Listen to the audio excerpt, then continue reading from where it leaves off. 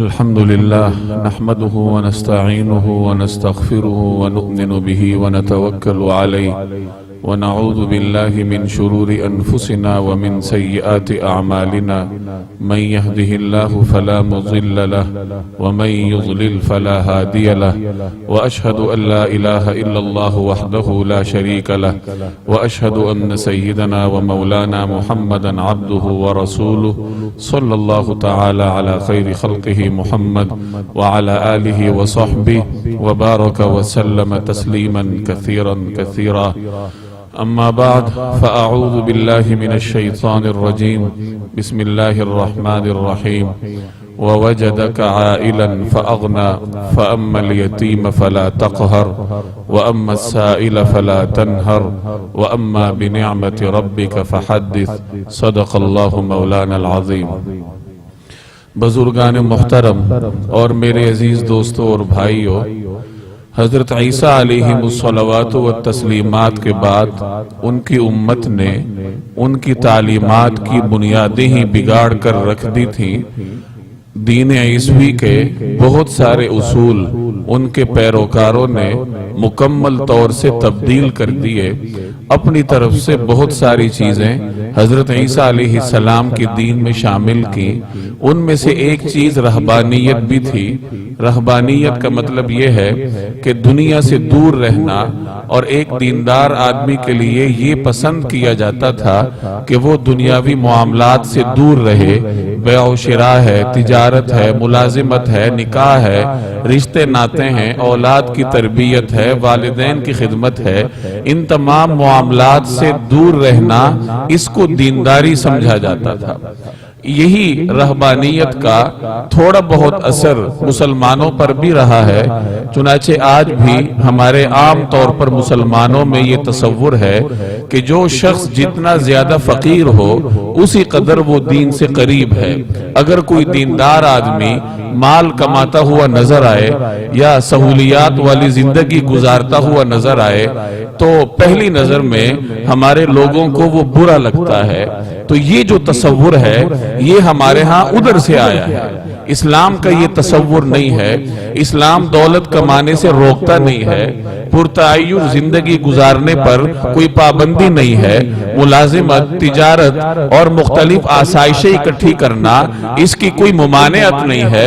البتہ شریعت نے کچھ حدود مقرر کر رکھی ہیں کہ ان حدود میں رہتے ہوئے ہر آدمی مال بھی کما سکتا ہے، ہر آدمی تجارت بھی کر سکتا ہے، ملازمت بھی کر سکتا ہے، جائز حدود میں رہتے ہوئے اپنے لیے دنیاوی آسائشیں اور نعمتیں جمع کر سکتا ہے، اور یہ دین کے بالکل بھی منافی نہیں ہے. چنانچہ ہمارے ہاں جیسے میں نے عرض کیا یہ تصور رہا ہے، اب بھی ہے، کہ مال کمانے کو دین کے منافی سمجھتے ہیں اور فقر کو دین کے مطابق سمجھا جاتا ہے. چنانچہ اس تصور کی وجہ سے ہمارے سیرت کے لٹریچر پر بھی ایک قسم کا اثر ہے کہ عموماً سیرت کی کتابوں میں دور نبوی کا اور دور صحابہ کا جو منظرنامہ پیش کیا جاتا ہے اس میں صرف فقر اور فاقہ ہی دکھایا جاتا ہے کہ صحابہ کرام دنیا سے دور تھے، فاقہ کشی کیا کرتے تھے، دنیا داری کو ناپسند کیا کرتے تھے. اس میں کوئی شک نہیں کہ رسول اللہ صلی اللہ علیہ وسلم اور صحابہ کرام کی طبیعت میں مال کی طرف میلان نہیں تھا. اللہ جل جلالہ کی طرف ان کی طبیعتوں کا رجحان تھا، جس کی وجہ سے مال میں کمی تھی، عموماً فاقے بھی ہوتے تھے. لیکن اس کا یہ ہرگز مطلب نہیں ہے کہ صحابہ کرام اور رسول اللہ صلی اللہ علیہ وسلم مال کمانے کے ذرائع اختیار کرنے کے مخالف تھے. چونکہ ہمارے ہاں لٹریچر میں ان واقعات کو نمایاں کیا جاتا ہے اور پڑھنے والے کے ذہن میں ایک تاثر قائم ہو جاتا ہے کہ شاید رسول اللہ صلی اللہ علیہ وسلم کا معاشی زندگی سے کوئی تعلق نہیں تھا. نبی کریم صلی اللہ علیہ وسلم نے رزق حلال کمانے کا کوئی بھی وسیلہ اختیار نہیں کیا. حالانکہ رسول اللہ صلی اللہ علیہ وسلم کا ارشاد سب کو معلوم ہے، طلب رزق طلب کسب الحلال فریضۃ بعد الفریضہ. کہ حلال رزق کمانا، رزق حلال کے ذرائع اختیار کرنا یہ فرض کے بعد فرض ہے کہ اللہ جل جلالہ کے جو فرائض ہیں، اللہ کے حقوق ہیں، ان کی ادائیگی کے بعد سب سے اہم حق یہ ہے کہ آپ رزق کمائیں۔ آپ کے ہاتھ میں کچھ مال ہو، چاہے تھوڑا ہو یا زیادہ ہو، وہ اللہ جل جلالہ کی دین ہے، لیکن رزق کمانے کے ذرائع کو اختیار کرنا یہ نبی کریم صلی اللہ علیہ وسلم کی تلقین بھی ہے اور رسول اللہ صلی اللہ علیہ وسلم کا عمل بھی ہے۔ ایک دو مجلسوں میں میں یہ کوشش کروں گا کہ آپ کے سامنے رسول اللہ صلی اللہ علیہ وسلم کی معاش کے ذرائع واضح کرنے کی کوشش کر سکوں کہ نبی کریم صلی اللہ علیہ وسلم نے معاش کے کون کون سے ذرائع اختیار کیے اور وہ کون سے وسائل تھے جن کو بروئے کار لا کر رسول اللہ صلی اللہ علیہ وسلم نے اپنے کنبے کی کفالت فرمائی۔ آپ کے کنبے میں صرف آپ کی اولاد یا آپ کے ازواج مطہرات ہی نہیں تھے، بلکہ حضرت زید بن حارثہ رضی اللہ تعالی عنہ جو آپ کے منہ بولے بیٹے اور آزاد کردہ غلام تھے، ان کی شادی آپ نے حضرت ام ایمن سے کر رکھی تھی اور اس خاندان کی کفالت بھی رسول اللہ صلی اللہ علیہ وسلم فرمایا کرتے تھے۔ آپ کے دو تین آزاد کردہ غلام تھے، سفینہ تھے، ایک حضرت سفینہ، ایک حضرت شقران تھے، اور بھی مختلف نام ملتے ہیں جو رسول اللہ صلی اللہ علیہ وسلم کے خدمتگار تھے، خدام تھے مکی زندگی میں۔ تو ظاہر ہے ان کی کفالت بھی نبی کریم صلی اللہ علیہ وسلم فرماتے تھے، اور کفالت کرنے کے لیے آپ صلی اللہ علیہ وسلم کے پاس مال ہونا چاہیے تھا۔ تو معلوم ہوا کہ نبی کریم صلی اللہ علیہ وسلم کی ملکیت میں کچھ نہ کچھ مال تھا، اور مال تھا اس کا مطلب یہ ہے کہ آپ صلی اللہ علیہ وسلم نے رزق حلال کے مختلف ذرائع اختیار کیے تھے۔ رسول اللہ صلی اللہ علیہ وسلم کی حیات میں معیشت کے ذرائع کو آپ تین حصوں میں تقسیم کر سکتے ہیں۔ یہ ہم مکی زندگی کی بات کر رہے ہیں کہ مکی زندگی میں نبی کریم صلی اللہ علیہ وسلم کی معیشت کو آپ تین ذرائع میں تین حصوں میں تقسیم کر سکتے ہیں۔ پہلا حصہ وہ تھا جو آپ صلی اللہ علیہ وسلم کو ورثے میں ملا تھا، ترکے میں، اپنے والد ماجد کی طرف سے، اور پھر ولادت کے فوری بعد نبی کریم صلی اللہ علیہ وسلم کی کفالت آپ کے اعزاء اور اقرباء نے کی تھی۔ یہ آپ کی معاشی زندگی کا پہلا چیپٹر ہے۔ دوسرا باب ملازمت پر مشتمل ہے کہ نبی کریم صلی اللہ علیہ وسلم نے ملازمت کر کے رزق حلال کمایا تھا، اور تیسرا باب معاشی زندگی کا تجارت پر مشتمل ہے کہ نبی کریم صلی اللہ علیہ وسلم نے تجارت بھی فرمائی تھی۔ پہلا حصہ لے لیجئے، رسول اللہ صلی اللہ علیہ وسلم کے والد ماجد جوانی کے ابتدا ہی میں 25 برس کی عمر میں انتقال فرما گئے تھے۔ حضرت عبداللہ بن عبد المطلب اپنے آباء و اجداد کی طرح تاجر تھے، نوجوانی کا آغاز تھا، ظاہر ہے انہوں نے تجارت شروع ہی کی ہوگی کہ اللہ تبارک و تعالی نے انہیں اپنے پاس بلا لیا، انتقال فرما گئے، اور ان کا انتقال بھی ایک تجارتی سفر میں ہوا تھا۔ حضرت عبداللہ بن عبد المطلب ایک تجارتی سفر پر ملک شام تشریف لے گئے تھے، تجارتی مال تھا، تجارتی قافلہ تھا، واپسی پہ بیمار ہو گئے اور ان کا قافلہ مدینہ سے گزر رہا تھا، اور مدینہ جو اس زمانے میں یثرب کہلاتا تھا، یہ حضرت عبداللہ بن عبد المطلب کا ننیال تھا، ان کا ننیالی خاندان یہاں آباد تھا۔ تو حضرت عبداللہ بن عبد المطلب بیماری کی وجہ سے مزید سفر نہ کر سکے، اور آپ نے قافلے والوں سے معذرت کی کہ میں اپنی بیماری کے ایام یہاں گزار لیتا ہوں، مزید سفر کرنا میرے لیے ممکن نہیں ہے۔ چنانچہ قافلہ چلا گیا اور وہ مدینہ طیبہ میں رہ گئے، وہی کچھ عرصہ بیماری کی حالت میں گزار کر پھر انتقال فرما گئے۔ اور پیچھے ورثے میں حضرت عبداللہ نے کیا چھوڑا، اس کے بارے میں ہماری سیرت کی کتابوں میں تفصیلات تقریباً نہ ہونے کے برابر ہیں۔ ابن سعد مشہور مورخ ہیں، انہوں نے الطبقات الکبریٰ میں نقل کیا ہے کہ نبی کریم صلی اللہ علیہ وسلم کو اپنے والد ماجد سے جو وراثت ملی تھی، جو ترکہ ملا تھا، اس میں 5 اونٹ تھے، جو پیلو کا پھل کھایا کرتے تھے، درخت وغیرہ، دوسرے نمبر پر بکریوں کا ایک ریوڑ تھا، اور تیسرے نمبر پر حضرت ام ایمن رضی اللہ تعالی عنہا، یہ حضرت عبداللہ بن عبد المطلب کی ملکیت میں تھی، ان کی ملازمہ تھی، اور انہوں نے ہی بعد میں رسول اللہ صلی اللہ علیہ وسلم کی پرورش بھی کی، آپ کی خدمت بھی کی۔ تو یہ تین چیزیں ابن سعد نے الطبقات میں لکھی ہیں۔ اور ایک جگہ مزید یہ نقل کیا جاتا ہے کہ حضرت عبداللہ نے شادی کے بعد حضرت آمنہ کو ایک مکان دیا تھا جس میں دونوں میاں بیوی رہتے تھے۔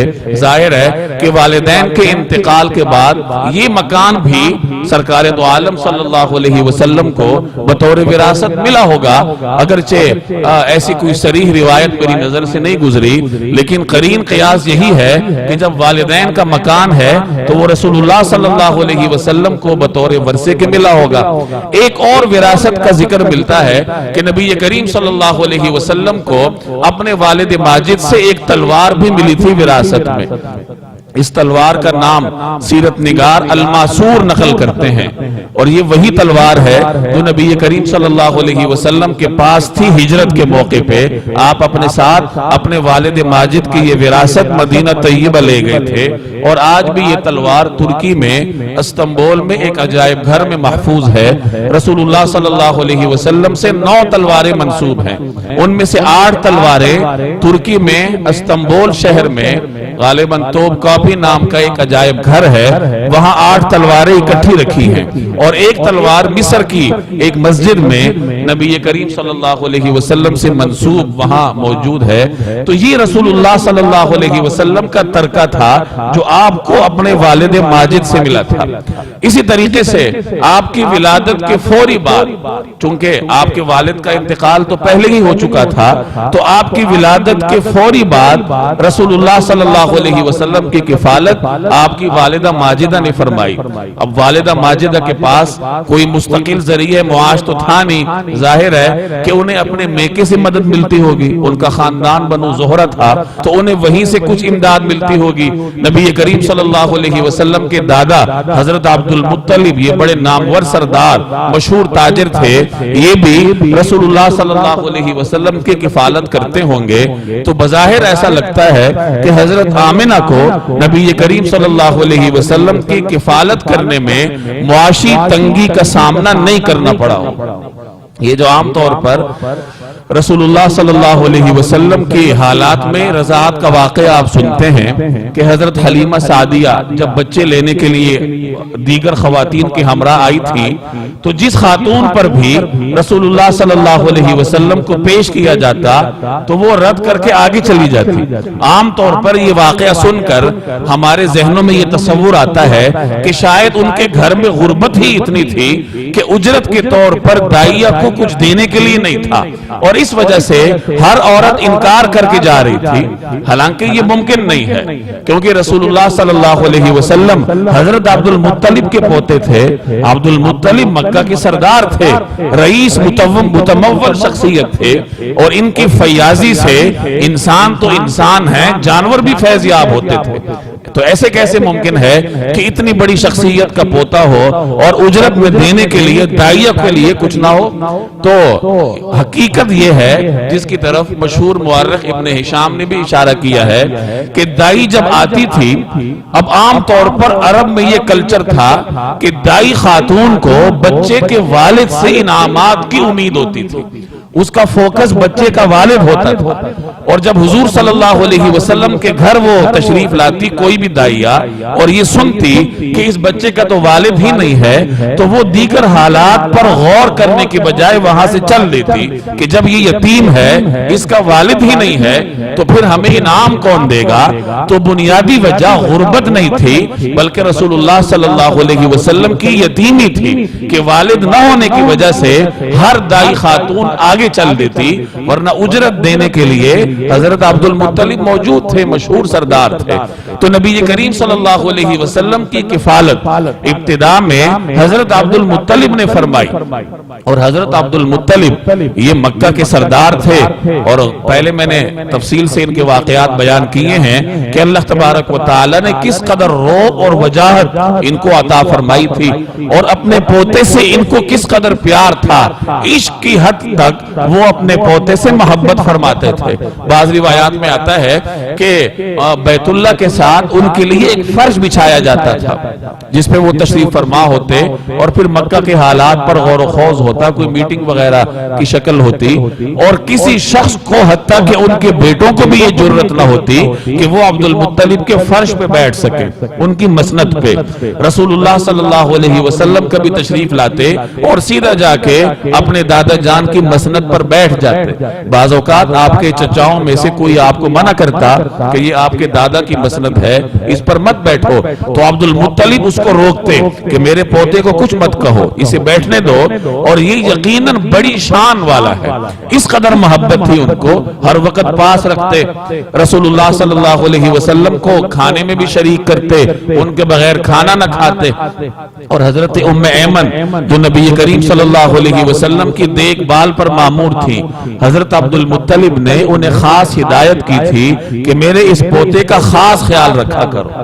اسی محبت کے دوران ہی حضرت عبد المطلب کا انتقال ہوا، اور روایات میں آتا ہے کہ رسول اللہ صلی اللہ علیہ وسلم اس وقت بالکل اپنے بچپنے میں تھے جب آپ کے دادا جان کا انتقال ہوا، اور آپ روتے روتے اپنے دادا جان کی میت کے پیچھے ان کے جنازے میں جا رہے تھے۔ اپنے دادا جان کے انتقال کے بعد نبی کریم صلی اللہ علیہ وسلم اپنے چچا حضرت ابو طالب کے پرورش میں آئے۔ ابو طالب کو بھی نبی کریم صلی اللہ علیہ وسلم سے اپنی اولاد سے بڑھ کر محبت تھی۔ حضرت ابو طالب یہ اپنے خاندان میں نسبتاً کم مالدار تھے، مال و دولت ان کے پاس کم تھا، نہ ہونے کے برابر تھا، عیال زیادہ تھے، اہل و عیال کثرت میں تھے، جس کی وجہ سے کھانے میں تنگی بھی ہوتی تھی، لیکن اس کے باوجود انہوں نے بڑی محبت کے ساتھ نبی کریم صلی اللہ علیہ وسلم کی کفالت کی۔ اس وقت رسول اللہ صلی اللہ علیہ وسلم بھی سن رشد کو پہنچ چکے تھے، آپ صلی اللہ علیہ وسلم حالات کو سمجھتے تھے۔ چنانچہ بعض روایات میں آتا ہے کہ جب کبھی آپ دیکھتے کہ گھر میں کھانے کی کمی ہے تو نبی کریم صلی اللہ علیہ وسلم صبح صبح زمزم پر جا کر زمزم پی لیا کرتے، اور صبح کے کھانے میں شرکت نہ فرماتے تاکہ کھانے میں تنگی نہ ہو، کمی نہ ہو۔ جب آپ سے پوچھا جاتا کہ آپ کھانا کیوں نہیں کھا رہے تو آپ جواب میں ارشاد فرماتے کہ میں سیر ہو چکا ہوں۔ اور بعض روایات میں آتا ہے کہ جناب ابو طالب کے بچے زیادہ تھے، جب کھانے کے لیے بیٹھتے تو کھانا عموماً کم پڑ جایا کرتا، لیکن جس کھانے میں نبی کریم صلی اللہ علیہ وسلم شریک ہوتے اس میں برکت ہوتی، اور تمام حضرات مل کر پیٹ بھر کر کھانا کھا لیتے۔ ابو طالب کو اس صورتحال کا اندازہ ہو گیا تھا، چنانچہ جب کبھی کھانا لگایا جاتا، دسترخوان لگایا جاتا اور حضور صلی اللہ علیہ وسلم نہ ہوتے تو جناب ابو طالب اپنے بچوں کو منع کرتے کہ جب تک میرا بیٹا نہ آئے رسول اللہ صلی اللہ علیہ وسلم اس وقت تک کھانا شروع مت کرو۔ اور بعض روایات میں آتا ہے کہ آپ کی چچی جان حضرت فاطمہ بنت اسد رضی اللہ تعالی عنہا جو جناب ابو طالب کی اہلیت تھی، ان کو بھی رسول اللہ صلی اللہ علیہ وسلم کے ساتھ خاص محبت تھی، اور وہ حضور صلی اللہ علیہ وسلم کے لیے کھانا بچا کے رکھتی تھی کہ اگر کبھی کھانے میں آپ شریک نہ ہوتے، باقی بچے مل کے کھانا کھاتے تو انہیں یہ اندیشہ ہوتا کہ بچے کھانا ختم کر لیں گے، تو وہ رسول اللہ صلی اللہ علیہ وسلم کے لیے الگ سے کھانا رکھ لیتی۔ تو یہ نبی کریم صلی اللہ علیہ وسلم کی زندگی کا وہ حصہ تھا جس میں آپ کی معیشت کا دار و مدار آپ صلی اللہ علیہ وسلم کی والد کی وراثت، دادا جان اور اپنے چچا جان کی کفالت تھی۔ آگے جا کر پھر نبی کریم صلی اللہ علیہ وسلم نے ملازمت بھی کی۔ جب آپ نے دیکھا کہ چچا جان کے گھر میں مال کی قلت ہے، معاشی تنگی ہے، تو نبی کریم صلی اللہ علیہ وسلم نے اہل مکہ کی بکریوں کو اجرت پر چرانا شروع کیا۔ چنانچہ ایک مرتبہ آپ صلی اللہ علیہ وسلم نے ارشاد فرمایا صحابہ کرام سے کہ کوئی بھی پیغمبر ایسا نہیں گزرا جس نے بکریاں نہ چرائی. تو صحابہ کرام نے پوچھا وَأَنْتَ يَا رسول اللہ, کہ اے اللہ کے رسول آپ نے بھی بکریاں چرائی ہیں؟ رسول اللہ صلی اللہ علیہ وسلم نے جواب میں ارشاد فرمایا کہ ہاں میں نے بھی بکریاں چرائی ہیں. اور بعض دیگر روایات میں آتا ہے کہ نبی کریم صلی اللہ علیہ وسلم نے اہل مکہ کی بکریاں 2 قیرات کے عوض چرائی تھی. قیرات اس زمانے میں مکہ کا, اہل مکہ کا کوئی سکہ تھا, تو 2 سکوں کے عوض جناب رسول اللہ صلی اللہ علیہ وسلم نے اہل مکہ کی بکریاں چرائی تھیں. حالانکہ اس وقت آپ اپنے چچا کے گھر میں تھے, لیکن اور عمر بھی آپ کی کم تھی, لیکن چچا کے گھر کی معاشی تنگی کو دیکھتے ہوئے نبی کریم صلی اللہ علیہ وسلم نے ذمہ داری کا مظاہرہ فرمایا اور عمر کی کمی کے باوجود بھی مالی طور پر اپنے چچا کا ہاتھ بٹانے کے لیے اہل مکہ کے بکریوں کو چرانا شروع کیا. یہ اللہ کی سنت ہے کہ وہ انبیاء سے بکریاں چرانے کا کام لیتا ہے, اور اس میں اللہ کی خاص مصلحت ہے. بکری یہ کمزور لیکن شرارتی جانور ہے. جب چرواہا اس کو چراتا ہے تو بکریاں ادھر ادھر بھاگتی ہیں, سنبھالنا مشکل ہے, اور چرواہا ان کو مار بھی نہیں سکتا کیونکہ کمزور جانور ہے, نقصان ہونے کا اندیشہ ہوتا ہے. تو چرواہے بیچارے کو صبر کرنا پڑتا ہے. تو پیغمبر کی طبیعت میں صبر کا مزاج پیدا کرنے کے لیے اللہ تبارک و تعالی کی عمومی سنت ہے کہ پیغمبر ابتدا میں بکریاں چرایا کرتے ہیں. جیسے اس روایت میں آپ نے سنا کہ کوئی بھی پیغمبر ایسا نہیں گزرا جس سے اللہ تبارک و تعالی نے بکریاں چرانے کا کام نہ لیا ہو, اور رسول اللہ صلی اللہ علیہ وسلم سے بھی اللہ تبارک و تعالی نے یہی کام لیا. اس میں جہاں آپ کو نبوت کے لیے تیار کرنا تھا وہاں جناب ابو طالب کی معاشی تنگی کا بھی علاج تھا کہ نبی کریم صلی اللہ علیہ وسلم اپنی تنخواہ کے ذریعے اپنے چچا جان کا ہاتھ بٹاتے. تھوڑا آگے جا کر رسول اللہ صلی اللہ علیہ وسلم نے تجارت بھی شروع کی. یہاں میں یہ عرض کر دوں کہ عربوں میں زراعت کا کلچر نہ ہونے کے برابر تھا, اور آج تک یہی ہے, اور صنعت اور حرفت بھی نہ ہونے کے برابر تھی. تو واحد ذریعہ جو ان کا تھا وہ تجارت تھا. حضرت عیسیٰ علیہ السلام کی تشریف آوری سے 2000 سال پہلے عرب تاجروں کا تصور ملتا ہے کہ اس قدیم زمانے سے اہل عرب تجارت کا کام کیا کرتے تھے, اور ان کی تجارتی سرگرمیاں تاریخ میں محفوظ ہیں. نبی کریم صلی اللہ علیہ وسلم کے آباء و اجداد میں جناب قصی کا تذکرہ ملتا ہے. یہ وہ معروف شخصیت ہیں جنہوں نے خاص طور پر قریش کی تجارت کا دائرہ بڑھایا. یہ بڑی معروف شخصیت تھی, اور سردار کی حیثیت سے بیرونی دنیا کے بادشاہوں کے ساتھ ان کے تعلقات تھے. چنانچہ روم کے بادشاہ اور حبشہ کے بادشاہ کے ساتھ انہوں نے تجارتی معاہدات کیے تھے, اور ان تجارتی معاہدات کی وجہ سے مکہ والوں قریش کی تجارت ان ممالک کے ساتھ قائم ہو گئی تھی.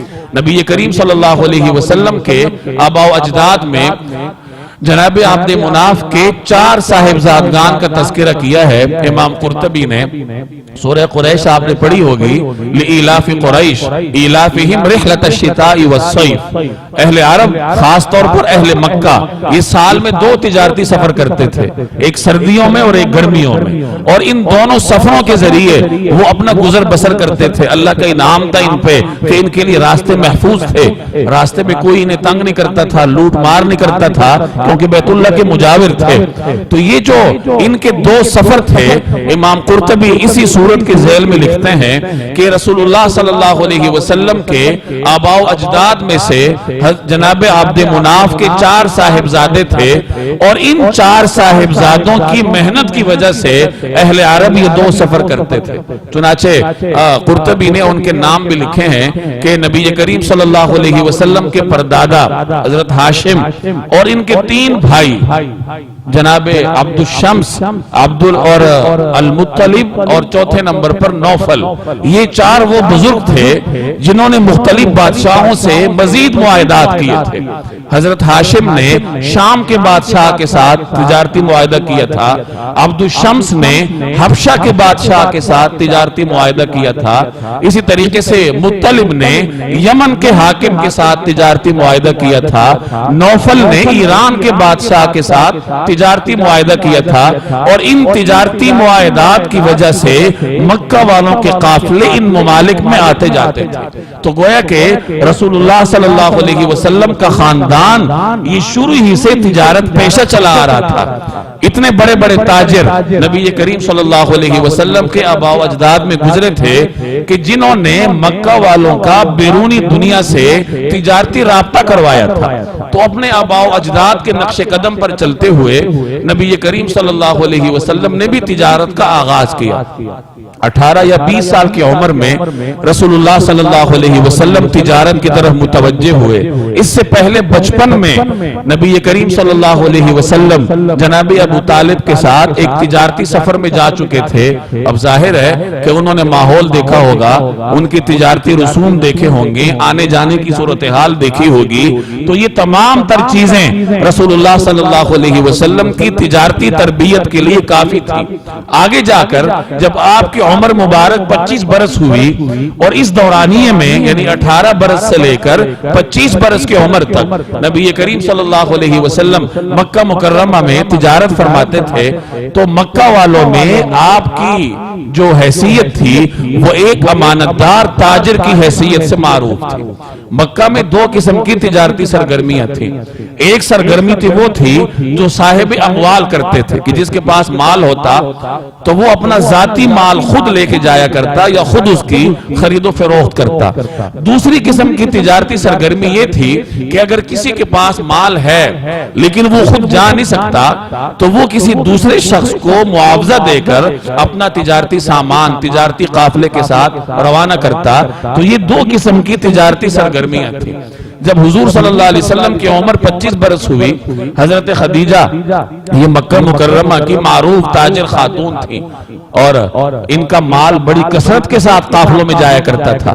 نبی کریم صلی اللہ علیہ وسلم کے چچا جان جناب ابو طالب نے ایک مرتبہ حضور علیہ السلام سے فرمایا کہ ہمارے گھر میں جو تجارتی جو معاشی تنگی ہے وہ آپ کو معلوم ہے، اور حضرت خدیجہ یہ مکہ کی بڑی مالدار خاتون ہے اور ان کا قافلہ جانے والا ہے، تو آپ کسی طریقے سے ان کے ساتھ کوئی معاہدہ کر لیں کہ ان کا مال لے کر آپ شام تشریف لے جائیں تاکہ آپ کے اس سفر کی برکت سے ہماری معاشی تنگی دور ہو۔ اب چچا اور بھتیجے کے درمیان اس خبر کا علم حضرت خدیجہ کو ہو گیا۔ حضور صلی اللہ علیہ وسلم سے وہ پہلے سے واقف تھی، چنانچہ انہوں نے پہل کرتے ہوئے نبی کریم صلی اللہ علیہ وسلم کو یہ دعوت بھیجی کہ آپ میرا مال لے کر شام تشریف لے جائیں اور میں دیگر لوگوں کی بنسبت آپ کو دگنا معاوضہ دوں گی۔ اس طریقے سے نبی کریم صلی اللہ علیہ وسلم ملک شام تشریف لے گئے، اور واپسی پر چونکہ اس سفر کے دوران حضرت خدیجہ کا ایک بھیجا ہوا میسرہ نامی شخص آپ کے ساتھ سماعت بھی دیکھی، آپ کی دیانتداری بھی دیکھی، تو واپس آ کر حضرت خدیجہ کو اس نے رپورٹ دی، اور حضرت خدیجہ نے متاثر ہو کر پھر رسول اللہ صلی اللہ علیہ وسلم سے شادی کا فیصلہ کیا۔ تو شادی سے پہلے تک رسول اللہ صلی اللہ علیہ وسلم کی معاشی زندگی ان تین چیزوں کے گرد گھومتی ہے، جیسے میں نے تفصیل سے آپ کو بتایا کہ آپ کے والد ماجد کا ترکہ، آپ کے اعزاء اور اقرباء کی کفالت، اور بعد میں ملازمت اور تجارت کے ذریعے نبی کریم صلی اللہ علیہ وسلم نے اپنے اور اپنے چچا جان کے گھر کے لیے رزق حلال کا بندوبست کیا۔ عام طور پر ہمارے لوگ یہ سمجھتے ہیں کہ شاید آپ کا انحصار پھر حضرت خدیجہ کے مال پر تھا۔ اس میں کوئی شک نہیں ہے کہ حضرت خدیجہ نے اپنا سارا مال نبی کریم صلی اللہ علیہ وسلم کے لیے وقف کر دیا تھا، لیکن حضرت خدیجہ کی اس خدمت کے باوجود نبی کریم صلی اللہ علیہ وسلم نے اپنی تجارتی سرگرمیاں جاری رکھی۔ اگرچہ سیرت کی کتابوں میں واضح آثار نہیں ملتے، لیکن بعض روایات سے اشارہ ضرور ملتا ہے۔ جیسے ایک روایت میں آتا ہے کہ ابو سفیان بن حرب اموی یہ رسول اللہ صلی اللہ علیہ وسلم کی نبوت کے بعد کا واقعہ ہے کہ ابو سفیان بن حرب یہ ایک تجارتی قافلہ لے کر شام سے آیا. اب مختلف لوگوں نے انہیں مال دے رکھا تھا, حضور صلی اللہ علیہ وسلم نے بھی دیا ہوا تھا. تو جیسے ہی یہ واپس آئے تو لوگ سارے آنے لگے حساب کتاب لینے کے لیے. نبی کریم صلی اللہ علیہ وسلم بھی تشریف لائے, لیکن آپ نے تشریف لا کر عام لوگوں کے برخلاف ابو سفیان سے حساب کتاب طلب نہیں کیا, بلکہ ان کی خیر خیریت پوچھی اور پھر واپس تشریف لے گئے. ابو سفیان کی اہلیہ بھی بیٹھی تھی, تو ابو سفیان نے اپنی اہلیہ سے کہا کہ مجھے یہ شخصیت بڑی اچھی لگتی ہے, اور آپ نے ان کی ادا دیکھ لی کہ لوگوں نے آ کر اپنے اپنے مال کا تقاضا کیا, لیکن انہوں نے صرف میری خیر خیریت پوچھی, اپنے مال کے متعلق پوچھے بغیر چلے گئے. تو ان کی اہلیہ نے کہا کہ آپ ان کے بارے میں جانتے نہیں ہیں کہ یہ تو اپنے بارے میں دعویٰ کرتے ہیں کہ میں اللہ کا رسول ہوں. خیر بعد میں ابو سفیان کی ملاقات آپ سے باہر کسی موقع پر ہوئی, اور انہوں نے آپ سے کہا کہ آپ کے مال میں اچھا خاصا نفع ہوا ہے, اور میں آپ سے معاوضہ لیے بغیر وہ نفع آپ کو دوں گا. رسول اللہ صلی اللہ علیہ وسلم نے ارشاد فرمایا کہ اگر تم معاوضہ نہیں لوگے تو میں بھی تم سے اپنا نفع نہیں لوں گا. تو ابو سفیان نے کہا چلیے مجھے اپنا معاوضہ دے دیجئے اور اپنا نفع وصول فرما لیجئے. اسی طرح کا ایک اور واقعہ اسی ابو سفیان سے منسوب ہے کہ یہ تجارتی مال لے کر آئے تھے. نبی کریم صلی اللہ علیہ وسلم کا مال بھی ان کے پاس تھا اور اس میں اچھا خاصا نفع ہوا تھا. تو گنتی کے یہ چند واقعات یہ بتلانے کے لیے کافی ہیں کہ شادی کے بعد بھی اور نبوت کے بعد بھی رسول اللہ صلی اللہ علیہ وسلم نے ذاتی طور پر تجارتی سرگرمیاں بحال رکھی تھی, اور آپ کی تجارت کا آغاز مزاربت سے ہوا تھا کہ آپ معاوضہ لے کر دوسروں کا مال لے کر جاتے تھے. لیکن ان واقعات میں آپ نے سن لیا کہ آپ کی تجارتی ترقی اس حد تک ہو چکی تھی کہ اب آپ صلی اللہ علیہ وسلم اپنا مال دوسروں کو دے کر باہر بھیجتے تھے, چونکہ اب آپ کی مصروفیت بھی تھی, نبوت کی مصروفیات تھی, دعوت کی سرگرمیاں تھی, اس لیے خود جانے کی بجائے ابو سفیان کو دیگر حضرات کو بھی دیا ہوگا. لیکن یہ دو واقعات ہمیں کتابوں میں ملتے ہیں. تو بہرحال ان گزارشات کا خلاصہ یہ ہے کہ مال کمانا, رزق حلال کے ذرائع اختیار کرنا یہ شریعت میں کوئی مذموم نہیں ہے, بس پابندیوں میں رہتے ہوئے مال میں دل لگائے بغیر. دل اللہ کے ساتھ لگنا چاہیے, دل کا تعلق مال کے ساتھ نہ ہو. باقی آدمی محنت کرے تو اس میں کسی قسم کی قباحت نہیں ہے, اور نہ ہی یہ دینداری کے خلاف ہے. مکہ مکرمہ میں رسول اللہ صلی اللہ علیہ وسلم کی معیشت کا کچھ خلاصہ میں نے عرض کر دیا. اگلی مجلس میں انشاءاللہ مدینہ طیبہ میں رسول اللہ صلی اللہ علیہ وسلم کی معیشت کو دیکھیں گے. اللہ تبارک و تعالی عمل کی توفیق دے. وما علینا الا البلاغ.